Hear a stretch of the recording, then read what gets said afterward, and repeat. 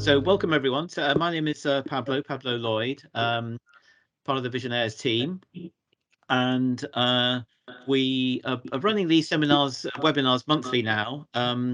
Today we're going to be looking at starting a business without money, and that's a conversation we have very regularly with people who join us on Visionnaires programs.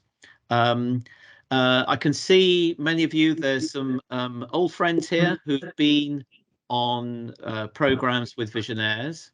Can I ask you if you can hit the raise your hand button if you've been on a Visionnaires workshop, one of the 5-day workshops. Can you raise your hand? Thank you. So we've got 10 hands raised. There may be one or two others that are still looking for the button.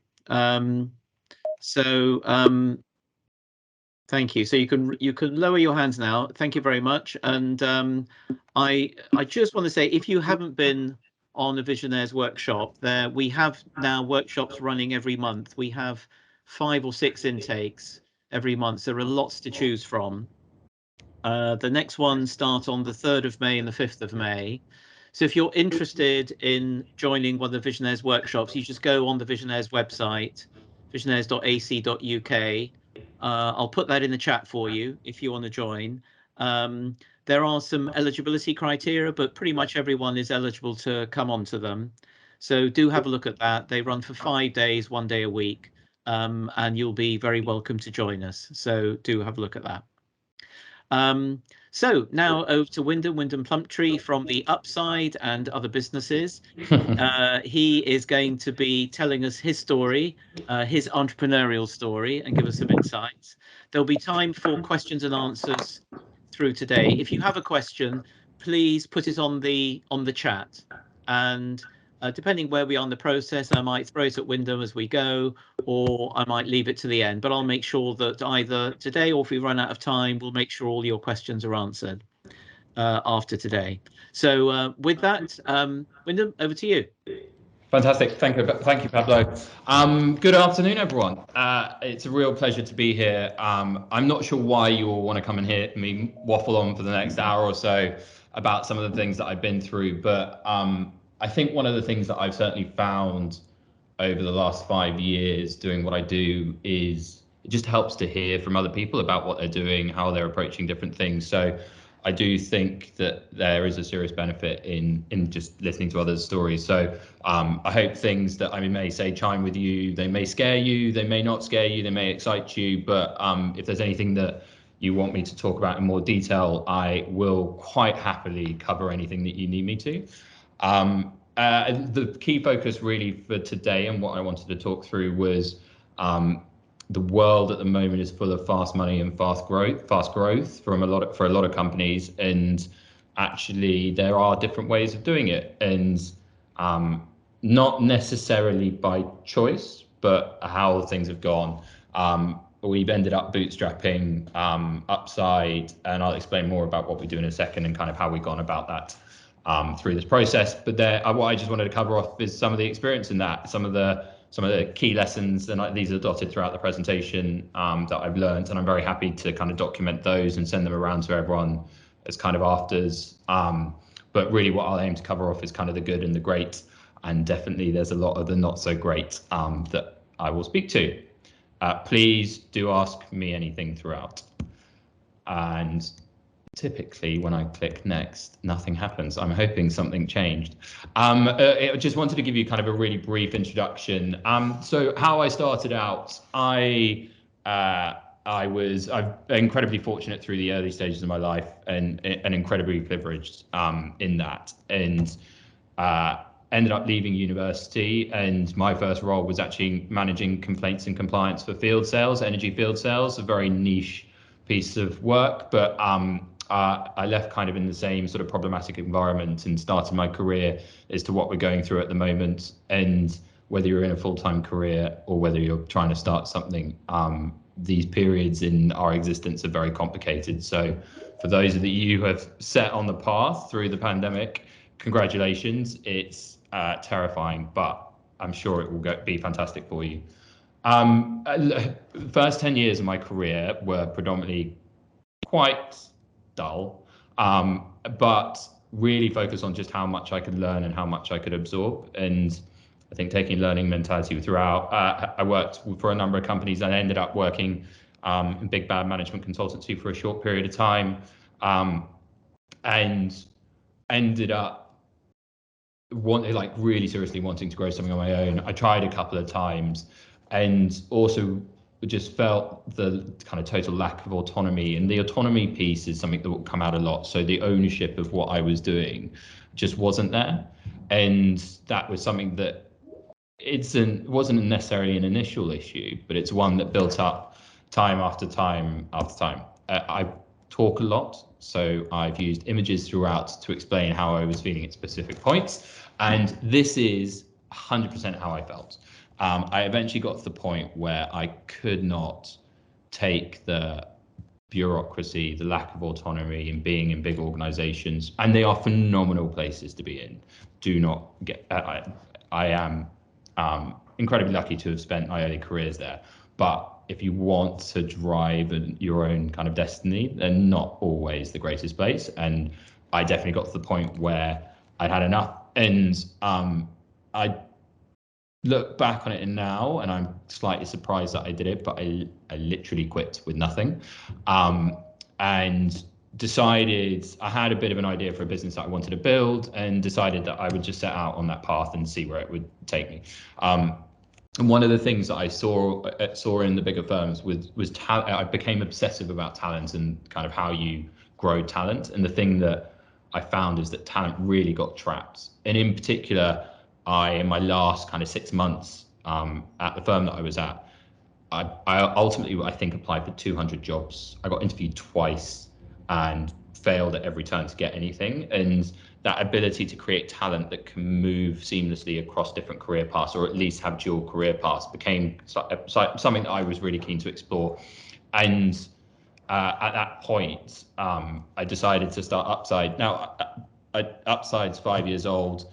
I'll go on to what we do in a second. But the start for me was genuinely, I had an old client I used to work with, and they were very fortunate that they needed some skills for a period of time, and I had some of those skills, and I contracted to work for them for a few days a week, and that's genuinely how the business started. I took the kind of objective to do it all through a corporate, and kind of set the ball rolling that way.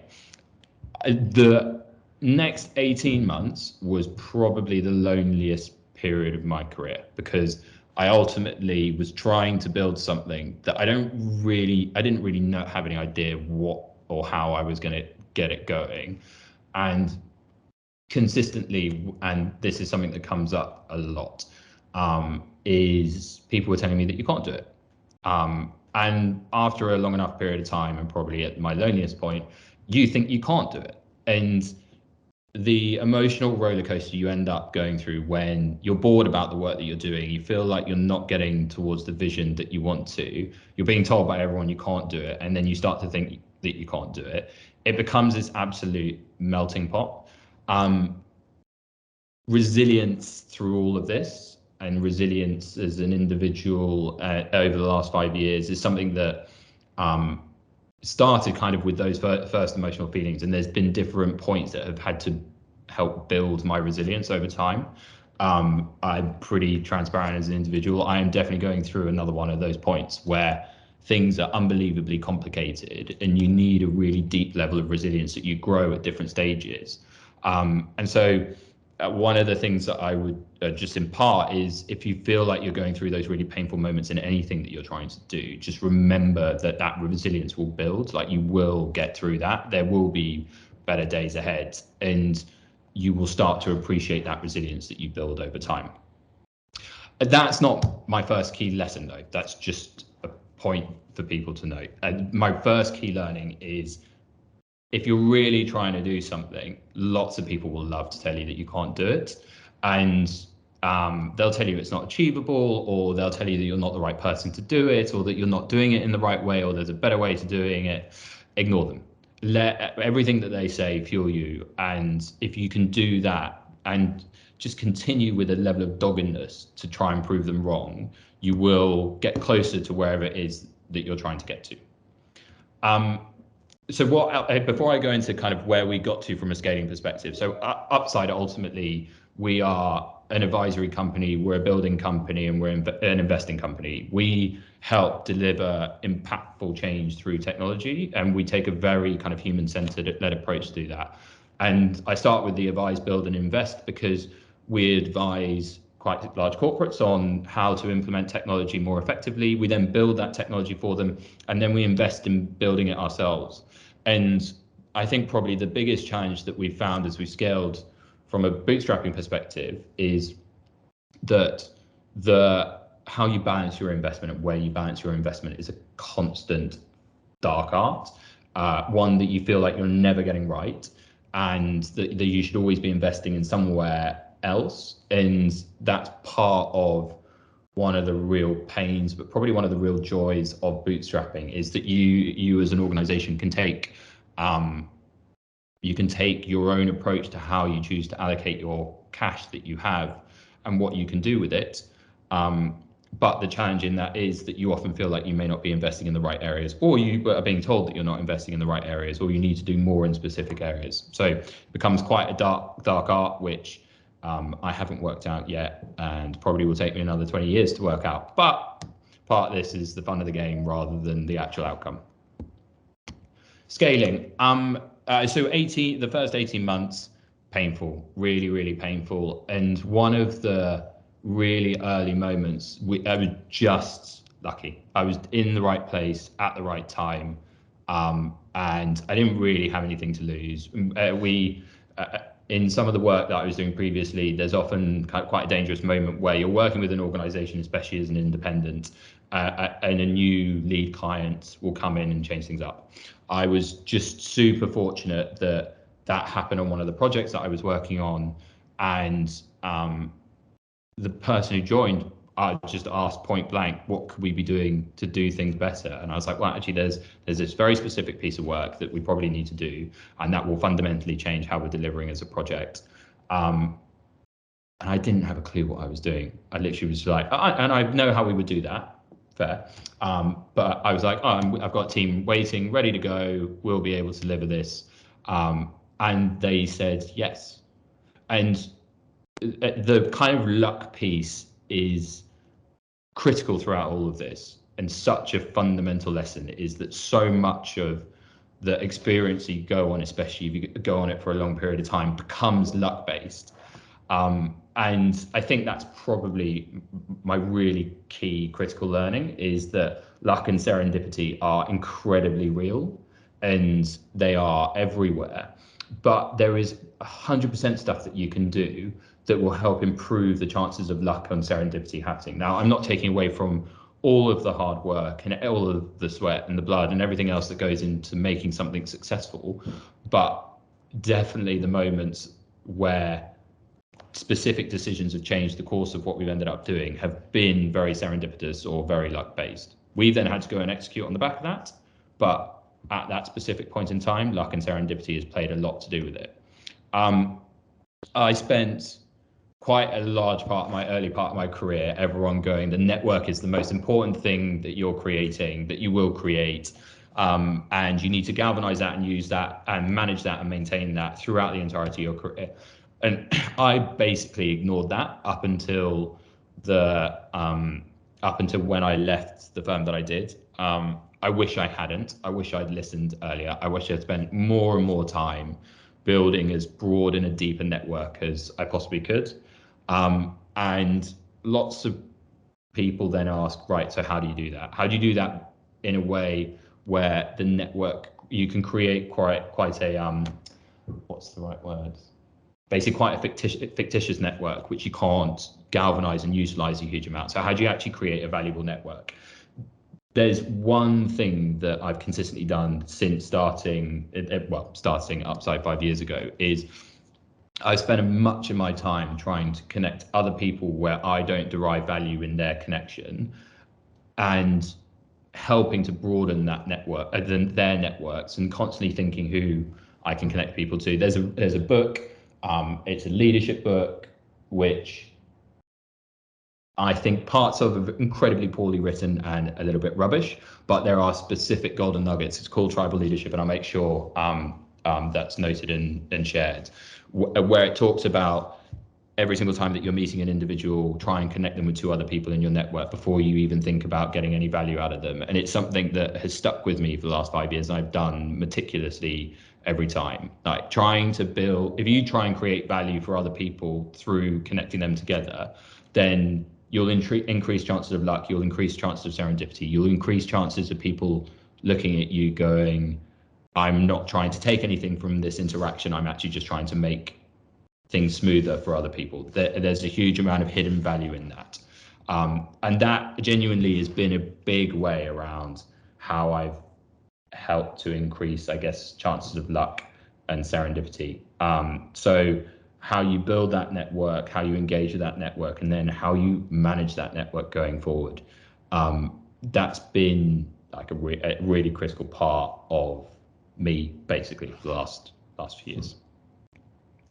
However, doing that will require a huge amount of this.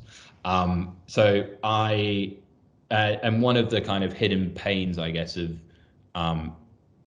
trying to do that and trying to do that organically is, and I've definitely seen it get worse over the last couple of years since the pandemic hit. But you have to send a lot of emails, you have to communicate a lot with people, and lots of people are really rubbish at replying. And you get oh, well, my inbox is always full. If you're organized and effective, your inbox isn't always that full. You're just very bad at organizing it.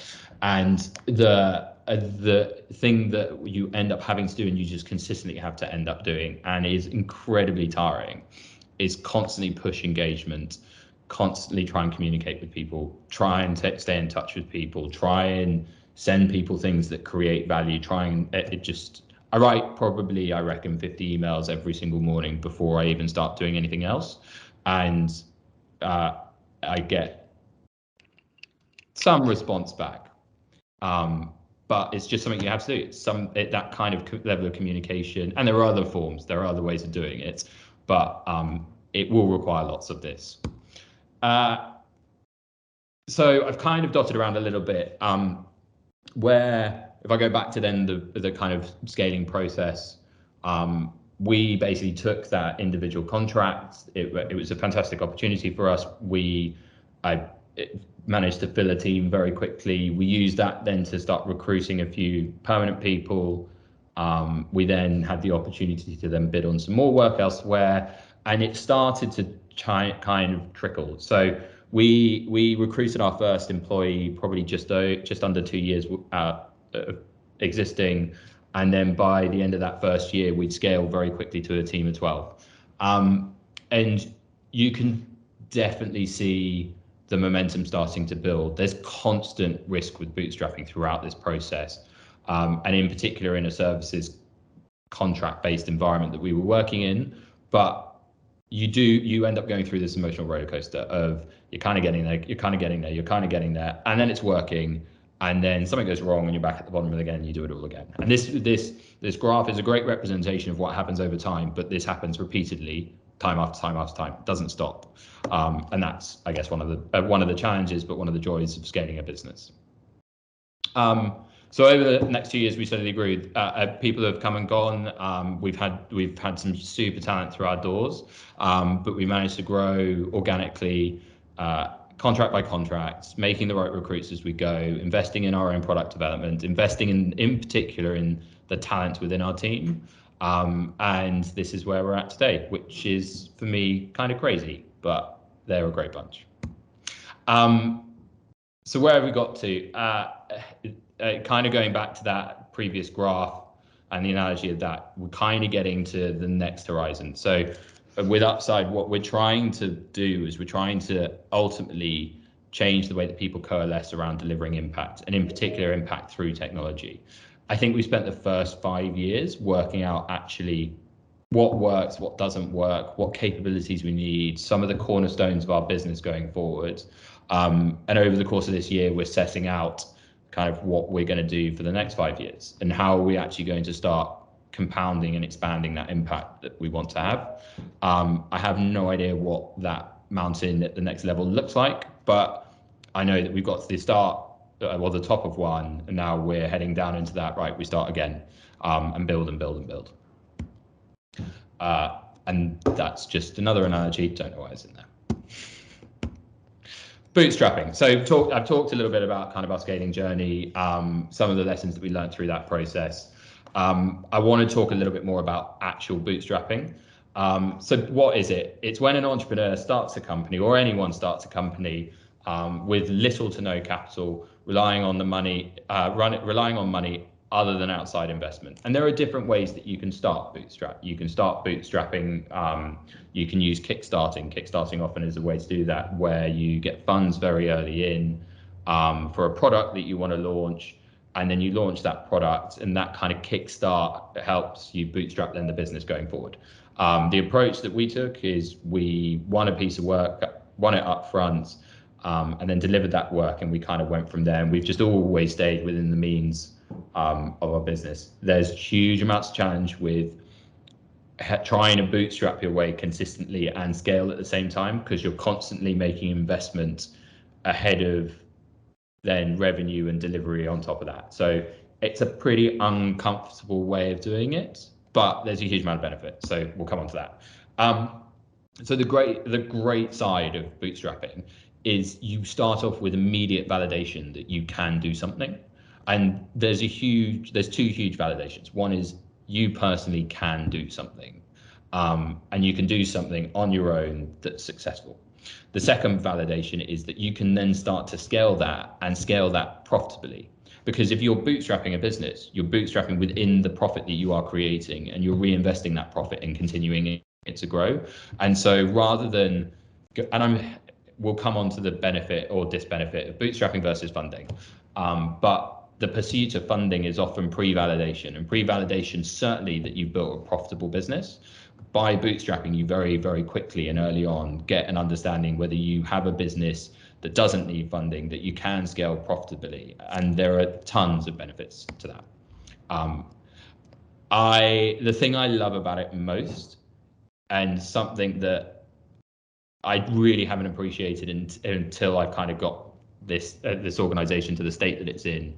I say very individually, which I shouldn't, because there are a huge amount of people who have made it succeed, is you just have freedom. You have freedom to take decisions and make decisions. I don't report to a board. I don't have to put board reports. I'm starting to have to do that. But in the early stages, you can make decisions about where you want to invest, what you want to do, what products you want to create, what service you want to offer, what companies you want to go and work for. You have total freedom and total autonomy, and you can make those decisions. That is a very scary thing, but it was the major thing that was missing for me prior to doing all of this. So it's probably been the thing that's been the most exciting and beneficial, certainly for me. The not so great sides of bootstrapping is you constantly are worrying about cash. That will never end. And you constantly feel like there's someone faster than you on the starting line, and that you don't have the wherewithal, because you don't have the cash, to outpace them. But the tortoise and the hare analogy, we'll come on to it a little bit later.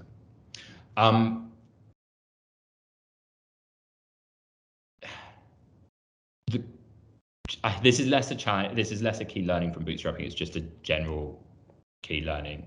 Time is basically your major enemy. You running and starting something and scaling something, you never want to stop. There's a huge amount in the press at the moment, and I love it for it, which is the kind of the well-being and benefits of healthy living and everything else to a founder, but that goes entirely against how you actually want to build and scale a business, because you're constantly thinking about it all the time. And I must be a very poor husband to my wife, because the amount of times she says something to me and she knows that I'm not 100% there because I'm constantly thinking about it. It's probably the greatest thing that I need to improve, and it's the one thing that I consistently worry about more than money.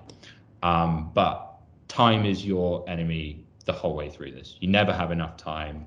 There are never enough hours in the day. You have so much to do all the time, and everything that you will set milestones and be like, I want to do this by this and this by this and this by this. It always takes 10 times longer. And there's a benefit to thinking that way, which is if you're constantly thinking ahead and thinking, I want to deliver this within a tenth of the time, you're constantly thinking about where the business is going and setting out something where you're like, okay, so this is achievable one step after the other. It then just becomes frustratingly slow. And this is probably the one thing where the funding piece really, I can understand. I can 100% understand why and when people go and raise funding is because of that kind of frustration that you're not moving quick enough, or the concern that you're not moving quick enough. Time is your enemy. This is the worst thing in the world for you. And it's certainly the thing that I spend so much of my time reading about, I see through social media and everything else. So here we've got the founders of Bumble, Funding Circle, and Stripe. All incredible businesses in their own right. There is so much that you read about the successful founder, and not just the successful founder, the like 1 in a billion successful founder. I've spent years trying to fundraise very small amounts for a specific company of ours, and I then read last week that the ex-CEO of Funding Circle has just raised 60 million on a pre-seed with nothing, just because they are who they are. And that it's incredibly damaging. Like, you see this consistently time and time again. And one of the one of the pieces of advice I have is you need to try and refrain from constantly focusing on what is being written, focusing on what people are writing about. You should be doing this as a founder, or you should be doing this as a CEO, or you should be this person or this person or this person. You should be who you are and just follow your own path through it. Aspire and learn how to deliver and learn from the toolkits of these people, because they're phenomenal. But the comparison should never be made. It's very individual. But it becomes very tiring and very damaging. So that's just something that I struggle with. In that, you then feel like an imposter all the time. And imposter syndrome never ends. So I thought I would get to the point where I'd be like, cool, I've done this now. I've kind of got this to this stage. And I now should be here wherever here is. It's not, you just walk into room after room after room going, well, if I've got here, then I now need to go here, and therefore I'm an imposter in this community or in this group or in this collective. And I think the thing to take away from that is that's never going to change. You're always going to feel like that. You're always going to continue to try and aspire to achieve one little bit more than anything else, especially if you've got the bug. But bootstrapping is just a different game. It's you can scale something with funding and you get lots of targeted coaching and direction and advisors and money and talent and brands. Bootstrapping is a different level. You have to scrap for every single amount of it. And anyone who I speak to who says that they've bootstrapped them to wherever they are, always is brilliant in my book, because it is so scrappy, so painful, so many decisions that you just don't know which way to make. You don't get those mega advisors because you haven't raised the 30 million Series A. And you spend your life comparing yourself to those people. So it's incredibly complicated, but it's a lesson that will happen. What is real? You spend the parts of bootstrapping that are really, really, really difficult, you spend a lot of time worrying about things. I'm sorry, it is just the way that it is. You build the resilience over time. It won't ever disappear, but it will get better. You get lots of roads that are just closed off to you, and you're told to go in a different direction because you're bootstrapping, because you're trying to grow this organically. It removes you from lots of conversations. You get loads of people that will say no to you all the time, and no is a word that you just need to be accustomed to, because it will happen time and time again. And you spend all of your time thinking this, which is, why is this so difficult?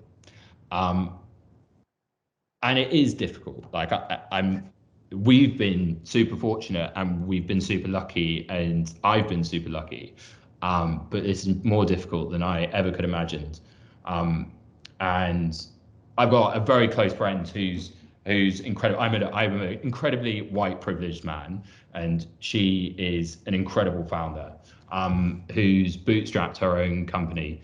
And she was doing a talk the other day actually, and she literally was just like, if I knew what I knew now, I would definitely think twice. I would think twice, but I'd probably still do it. Money, the problem with money, which is one of the really complicated bits when you're bootstrapping, is you're bootstrapping with your own money.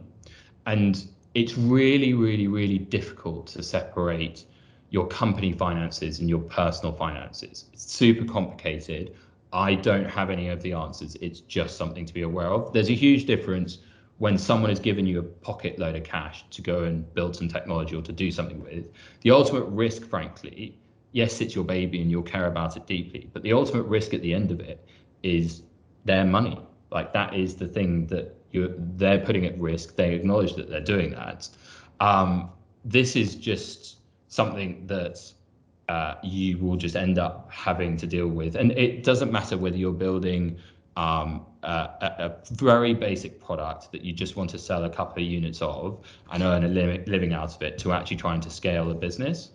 The separation of company finances and personal finances is super, super complicated, because you're going to be torn between, oh, well, I want to go and do this weekend, but actually we need to pay this invoice, that, and it's a minefield. It's an absolute minefield, and there's no easy way out. It's just something to be aware of. I've talked about this. Money is what you think about all the time, and it's really sad, but it is. But it's mainly like this. There's so much. I feel like I may have just gone on too much about all the really painful sides of this. It is a phenomenal experience. Actually having that kind of, and I don't want to sound like a control freak, but having that control and that ability to set your own destiny, or for the team to drive you in a specific direction, to have that total freedom, to really double down on the things that you really care about. And the care point is quite important, because you can build a company, but if you don't care about the thing that you're really building deeply, then it becomes really challenging. What you'll find with, in particular with kind of scaling businesses that have got funding, is the founder will care about a very specific problem, but that may not be the way the business is going to make money. So the freedom that you get with bootstrapping is you can follow the things that you're really passionate about, and you can follow the things that you really care about, and maintain ownership of that direction. Because ultimately the balance of the money that you make and the value that you emotionally get out of the business, you own total control over both. And that's just, it's a joyous thing. It's hard though.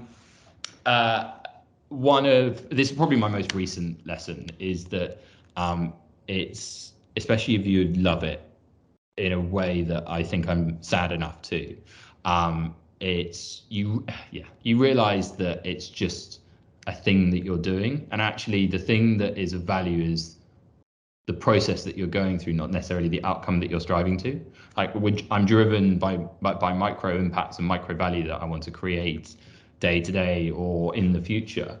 But actually the thing that you end up realizing is, whether that works or whether that doesn't work, the value is the richness in the experiences that you get and the joy that comes out of that.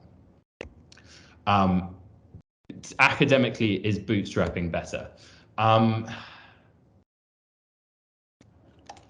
I woke up on Tuesday thinking that I desperately wanted our business to have funding. I've woken up today thinking that I'm desperately glad that we don't. It changes every day. There isn't a right or a wrong answer. I think it is very, very, very hard to build a front page business bootstrapping. There are examples. MailChimp is a beautiful example of that. But I think it is really difficult, and the odds are much higher against you. But the chances are, if you haven't gone for funding, then you probably aren't looking for a front page business. So the benefits of bootstrapping then are far greater for me. You get tons of freedom, and you get that freedom, and it comes up time and time again. It's complicated though, because when you want to go faster, you constantly feel like you're held back. You always feel like this. I say you regularly feel like this, you do always feel like this. But ultimately, whether funding is a route that you're going to go down or not, yeah, it will change. It will change on the business that you're building. It will change on the time in the business. And there's kind of no right or wrong. But the ownership point and the value that you can create, I definitely advocate staving off funding for as long as possible. If it is about the money though, don't discount bootstrapping. So lots of people are always talking about, well, there's these amazing giant exits and you're going to make all your money that way. Well, if you bootstrap and maintain control over your business and it is about the money for you, then the percentages more often than not work in your favor. Just someone told me that and it stuck with me for a long time. So good on you. There's so much more to this whole experience than about money, and I'm very happy to dive into as many questions or as many thoughts or things that people want to specifically dig into, because I am conscious that I've kept a lot of this about the kind of emotional parts of it and the experience and the learnings from that over then some of the practical things, which I'm happy to go into. It's great. That's it. I'll leave that there. I like that. Thank you. So I think Elsie had her hand up. Elsie, do you want to post a question in the chat, or do you unmute and ask your question directly to Wyndham? Either way. I'll ask it live if that's okay. Go ahead. Thank you so much for this conversation. Sorry, I can't pronounce the name. I missed the start. How do you say your name? It's Wyndham. Wyndham. Okay, thank you, Wyndham, for the conversation. I kind of identified a lot of things you were talking about. I'm a creative. Mm-hmm. I'm not in finances like you, but I'm thinking of finances, obviously, as a creative. And I'm in the process of, I'm still new into business as a creative person because I'm a photographer. Mm-hmm. And a lot of people know, like in photography, yes, there's a lot of money, but getting that money is really, really hard. Mm-hmm. So now I'm in the process of starting like a print shop, but I get really like nervous when it comes to pricing my prints. And I just wanted to ask, how did you navigate your own journey with regards to pricing and then trying to get those clients through the door, as in with your business? What were the challenges there, and how did you overcome them? So the challenges are really, and in particular in our industry, are very significant, because the way that the market, and it's just a known fact, the way that the market's been moving in the professional services industry in the specific area that I'm in is we tend to charge on a day rate basis, and there's a market erosion of day rates because there's more and more providers coming to the market. Our model has always been, because we've been really focused on kind of maintaining and building our own team to deliver those services. We've had the ability, because we've got full-time employees rather than independent associates, means that we can charge lower rates. So our whole model genuinely has been do the best quality work and charge as low as possible to start building your brand. So the first pricing discussion that I ever had was I just picked a figure. It felt kind of okay, and I just said it. And it's an incredibly nerve-wracking moment, especially at the time where I'd quit without another job. And you just got to go for it. So if you think that there's a specific pricing that you should have for your product, or you've done a level of market research, you just put that intelligence into it. Do a bit of market scanning.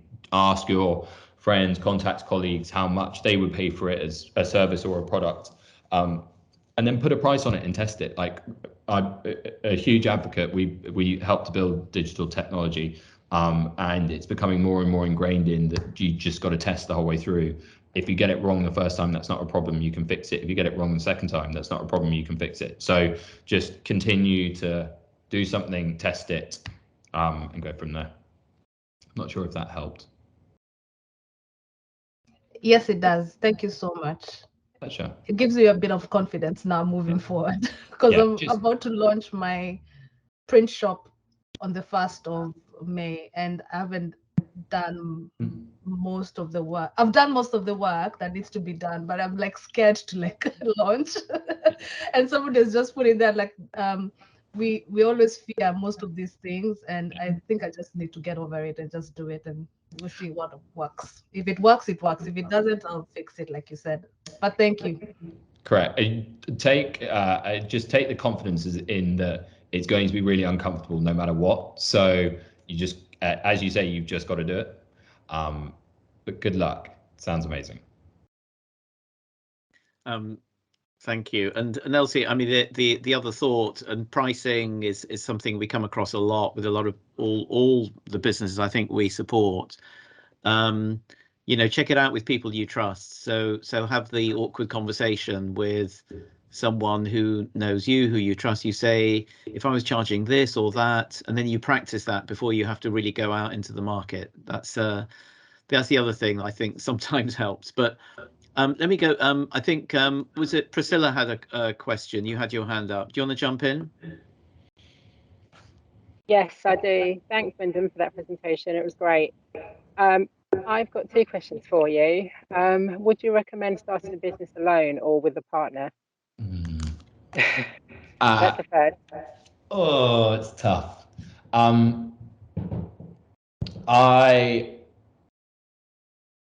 It's really hard being alone. And the early stage. So I was. Part of our evolution. I probably should have said is our third employee and co-founder. Dave is one of my closest friends, and he joined really early on. And I think that happened after years of persuading, but I think it was actually predominantly down me not wanting to be alone. So I'm really torn. I think the lone route is super rewarding, but if you don't do it with a co-founder, try and have someone play that quasi role as early as possible, even if you go alone. Right. It's hard alone. I bet. Okay. Secondly, do you have any experience in the product market? I know you're all service-based, but product.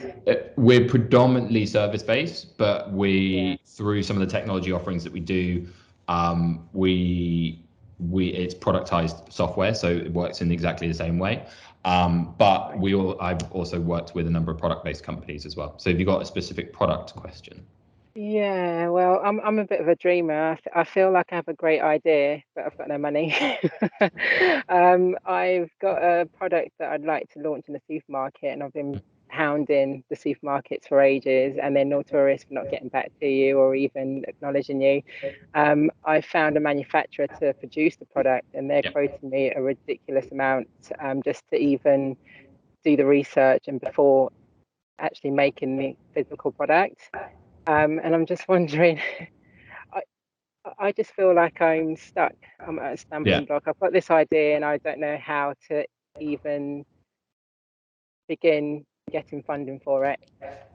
Yeah, so the bootstrap, there's another part to the bootstrapping side, which is there's basically nudges of funding that you can apply for and you can go for. So if you need research to go into a product that you then want to develop, there are ways of doing it. You can look at some of the small business growth grants that you can get access to. There are then specific government grants as well that you can go for, especially if you're doing something that's research focused. There are other ways of getting that early stage funding to get a product at least validated, and then the natural route is to take it to somewhere really big really quickly. The thing that you'll be needing to have from a supermarket perspective, I expect, is evident traction and volume with customers already.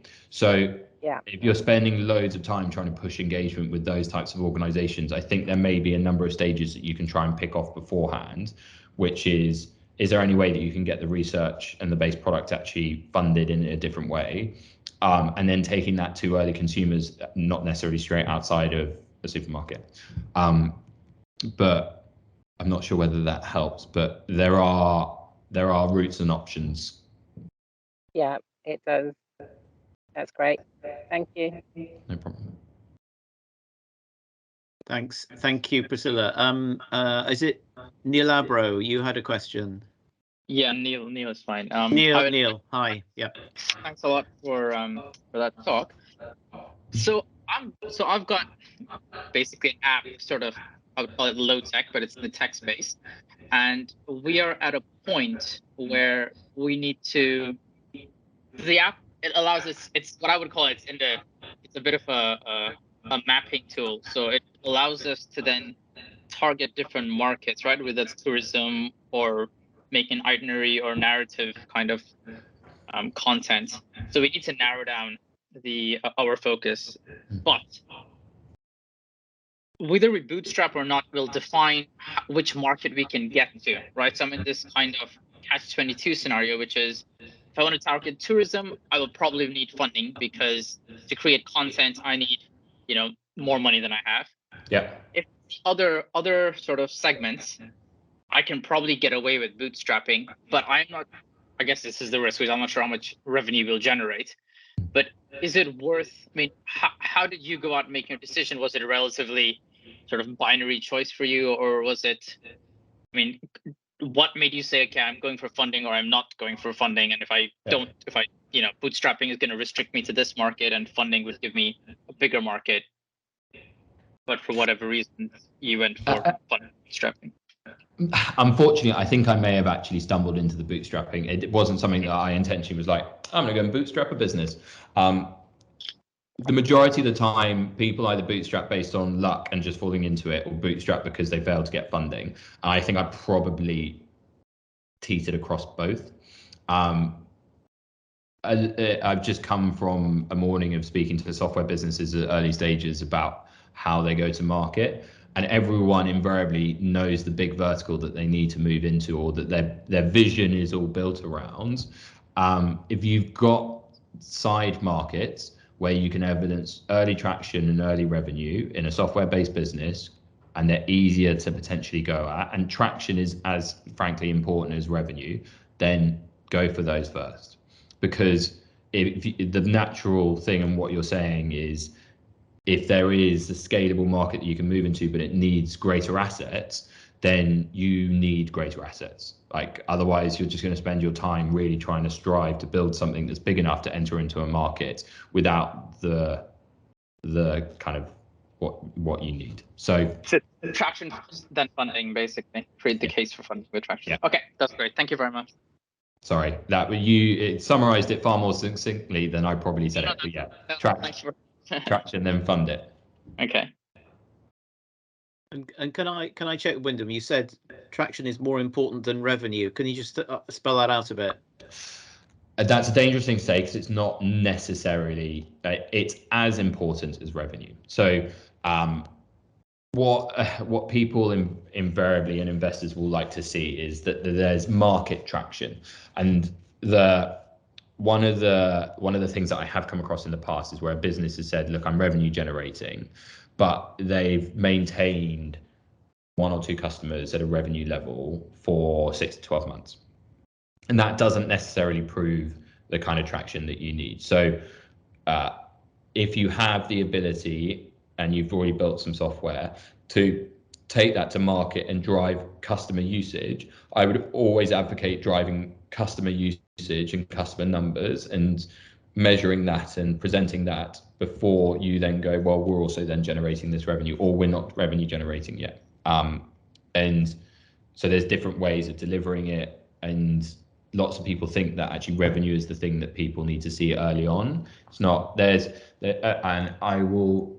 It got sent to me recently, but there's a very specific episode of the 20VC podcasts which is talking about the 5 steps to a proven software business.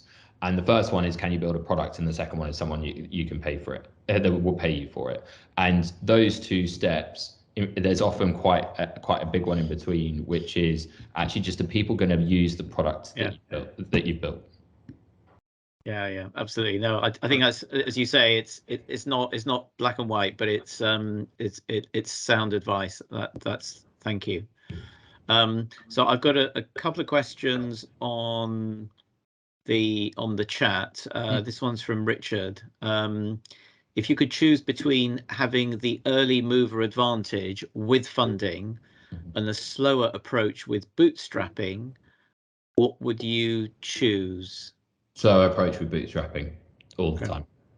And I can genuinely explain why. And so that I only say that so gut reactionally, because one of the platforms that we built, we bootstrapped, and the slower approach to market has actually helped us evidence to our customer base that we understand the total problem. So it's a very, very complex landscape with very complex users, and lots of things have promised fantastic things previously and failed because they've taken a too direct approach to delivering the solution. So the market that we're moving in, where the problem is really complicated and we're not at the cutting edge of something, and it's actually how we're just changing the experience and the journeys and what the value is created in it, then I would always advocate low and slow is a phenomenal way to go. You evidence proof points, you learn from your users, you can adapt based on your users, you have time, but it's very difficult to do, especially when you're building software. However, I would say is that if you're cutting edge and you're right at the start of something, then there's a lot to be said for getting out there, getting funded, getting scaled as quickly as possible. Okay, thank you. And just picking up an exchange, so Jackson was talking about starting a business. I suggested with all the challenges of starting, so our Visionnaires programs do address that, and thank you, Elsie. I know you came on our very earliest programs, and it's great to hear that really helps you. So if you've got lots of different questions, do sign up on the Visionnaires website. So I've got a question from Stella, who says that she has a new website but needs advice on extra maintenance and security on the site. I don't know if you can answer this, Wyndham, but any suggestions where you've got a new website and you're kind of expanding into a bigger audience, how you would set about making it a really solid site? I will probably do our head of digital a disservice if I try and explain the right technical answer to that. So I'm going to answer the question, but I'm going to answer it in a slightly different way, which probably won't solve your problem, but it will give you at least an indication of how I would approach it. When you're starting early on, you are chronically averse to spending any money on anything. And the one thing I can recommend is, if you need something specialist or specific, pay the money to get good quality. And so if you need someone to do a security audit of your website, don't just ask a friend to do it, or unless you've got someone who's an amazing security consultant, but actually find the right partner and organization that will actually deliver the service exceptionally well. We started out very early on with, and they were lovely and they were fantastic and in many ways, but a very small independent accountancy firm, and we paid a lot to have quite a professional law firm, and the difference in what it made to the business just operationally and how we then ended up delivering was material. So with something where you've got a very specific specialist question or set of questions, and they are at a very critical juncture within your business, which it sounds like, if you're going to do anything or take any advice or go external, then just make sure you get good quality. And that will mean that it will cost money that you probably won't want to spend, but spend it. Thank you. And I'm going to put a post, Stella, for you. One of our earlier webinars was from Louise Towler from Indigo Tree, indigotree.co.uk. So they specialize in helping small businesses with website. There are lots of businesses that do this. They are not the cheapest, but they are reliable. We've had a number of recommendations for them. So a question from I'll pick that one up in a moment from you, Charmaine. I want to pick up a question. Well, it was a kind of a comment, really, from Paula. Said that you're advising us, Wyndham, that we have to live with the fear of failure, and we just need to get over it. So just off the back of that, you said something in the middle of your talk about resilience. Yeah. And when you hear people, and I really relate to this experience. People saying no to you. You've got this great idea. You've got this thing, and clients, partners, collaborators, whatever they might be. They're saying, yeah, okay, but not now, and all that stuff. And you said, but that builds your resilience. Mm-hmm. Can you say a bit more about kind of how that builds your resilience? Because on the face of it, I just heard, people saying no, and then you walk away, and then you go back, and you get another kind of punch in the guts. Yeah. How does that build your resilience, really? I'm just gonna, before I answer that question, I'm just gonna say a specific point on the fear of failure, kind of get over it point. Yeah. The fear of failure, I actually, I don't think you can ever get over it. And the longer time goes on, the higher stakes the fear of failure becomes. So, and this is very closely emotionally coupled with the resilient point, and the resilience point is some of the things that you end up going through and end up experiencing, you will never lose. Like I am as fearful now about what I'm trying to do as I was the day I started. In fact, all I am is I'm more fearful because I can't own everything that we do. We've now got to a point where the fear of failure I could manage previously when we were really tiny because I could control it. I can't control it all now. So that fear of failure is something that just changes consistently through every single part of the experience. It's something that adapts and moves and grows on you, and is something that will just continue. And specific things like that, you will just never lose through the process.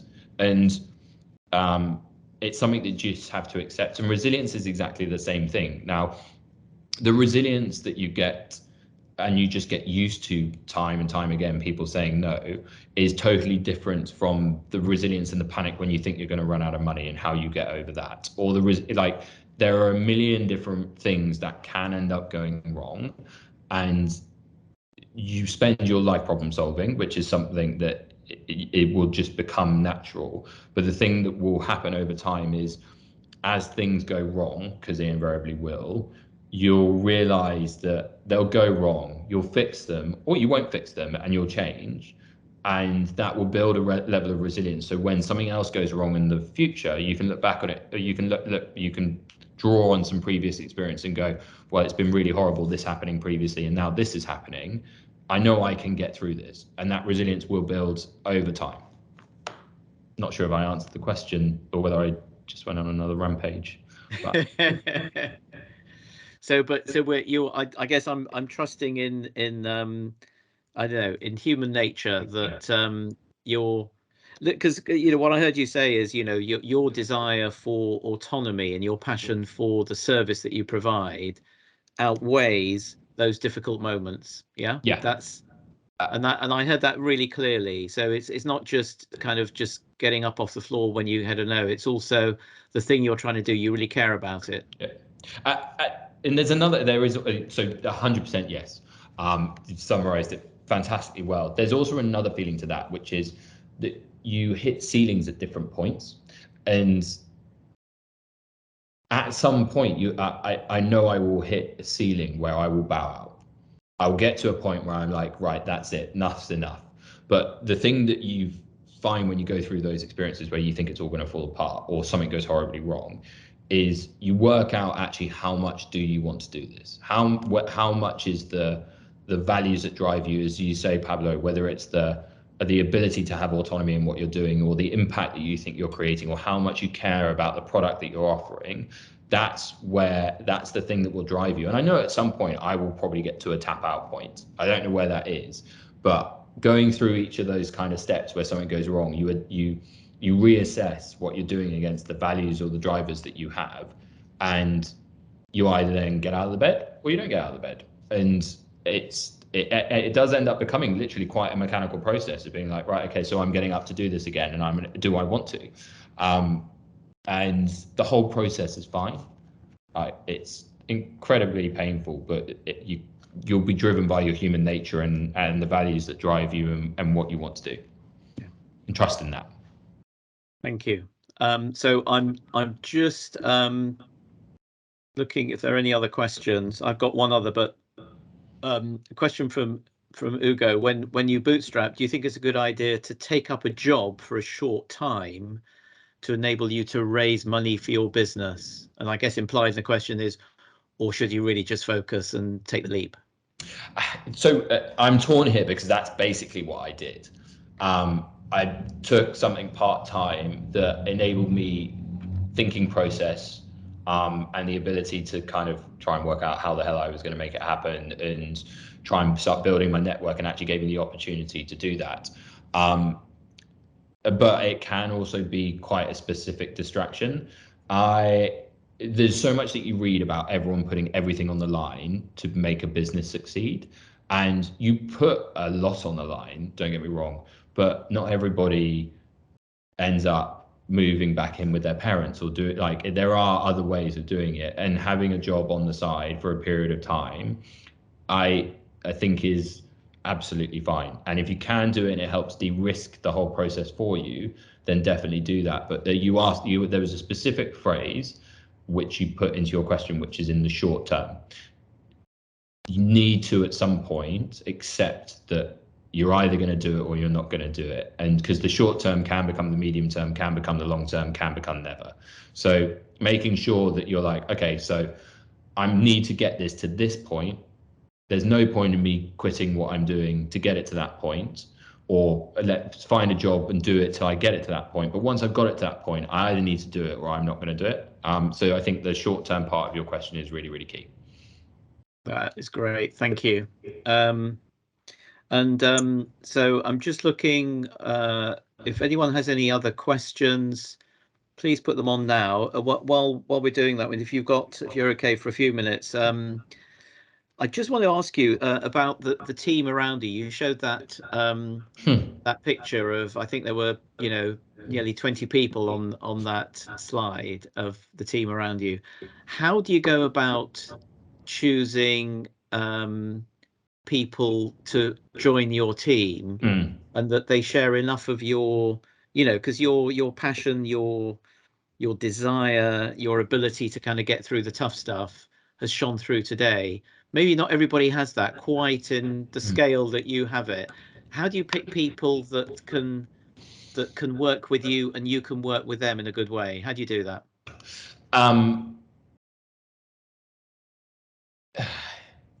So this is something that I spent and have spent an enormous amount of time on, and there's no, I think, I quite like to answer with black and white answers, but I don't. I tend to have to give you an variance. I spent a really, really long period of the early parts of our business trying to persuade a very specific core group of people who I knew, who I trusted, who I knew delivered exceptionally well. And delivery is 9/10 of the law for the first 2-3 years of whatever you're doing. So you actually weirdly sometimes don't want the most creative or the most strategic or whatever it may be. You want people who will just doggedly deliver and deliver something with a level of quality and a passion for that quality. I spent a huge amount of our early forming of a business very strategically thinking about the team that I wanted, the types of individual, the people that I wanted. And how that's evolved over time is that's then become ingrained in how we then go out and search for people to join at a leadership level within our business. Like, who are the where are the gaps that we have, and how are we going to fill those gaps? And I don't mean to do a disservice to the service that we do as a business, or products or services that you may create in all of yours, but the people will make it succeed. Like, you can have a great idea, but if you or the team can't execute on that idea, it is just a great idea. And lots of people talk about teams and talent and everything else. It is the thing that I've probably spent most of my time thinking about. I spend most of my time worrying about how our people are, whether they're fulfilled, whether they're happy, whether they're rewarded, whether they're challenged, whether they're doing a good job. But I think about that all the time. And the team formation at the start isn't the team that I thought we would have at the start isn't the team that we got now. People who joined the team have left the team, new people have come onto the team, parts of the team are now recruiting new parts of the team in the way that they want to. And it's one of the greatest parts of running a company and hiring people and working with people, is the ability to see that come together. I can't advocate enough for just focusing on the people and working out what will make people happy, because we spend so much of our existence together at work. Creating a happy environment for people to work is critical, absolutely critical. Sorry, I feel like I've gone a million different routes down there, but no, that's fine, because you started the conversation talking about talent. Actually, yeah. That's what and you've come back to that, and so that's really reinforced that. Thank you. Well, look, it looks like our audience have soaked up what you had to say, and I just before I say the sort of the thanks and the wrap up, is there any kind of final thought you want to leave us with, and then I'll wrap us up. I genuinely, it's an honor and a privilege to do something like this. And I think that actually the thing that I probably finish on is what I started with, which is don't take any of this as advice. Take it as someone's experience doing something in a specific way. There are bits of it that will be helpful. There will bits of it that won't be helpful or won't be relevant, and try and see and hear from as many people as possible. Because each of those learnings add up to something that helps direct you in what you want to do. That's very humble. Thank you. So I'd like to thank. So one of you on the call made this picture for me here. So I want to say thank you. You know who you are. I'd like to thank Anna for making this happen, who is just brilliantly getting these webinars really flowing. And there'll be another one next month and the month after that, thanks to Anna. So well done and great work. And finally, Wyndham, a huge thank you to you, giving your time that you told us is you're going to have to explain to your partner why you've spent an hour and a half of your time talking to us so thoughtfully and so helpfully to us. But you also did say that in creating networks, you kind of help other people first before you get a slice of the pie. So I guess you've just done that today, haven't you? Magnificently. So thank you so much. I don't know how to do this, but there we go. That's we really appreciate it. That was wonderful. Somebody's just asking, Wyndham, are you on LinkedIn? Is that you on LinkedIn? Yep. So I think you're probably the only person with your name on LinkedIn. I am, and I think you are as well. So do join in with him on LinkedIn, and we look forward to seeing you again next month. Thank you all very much indeed.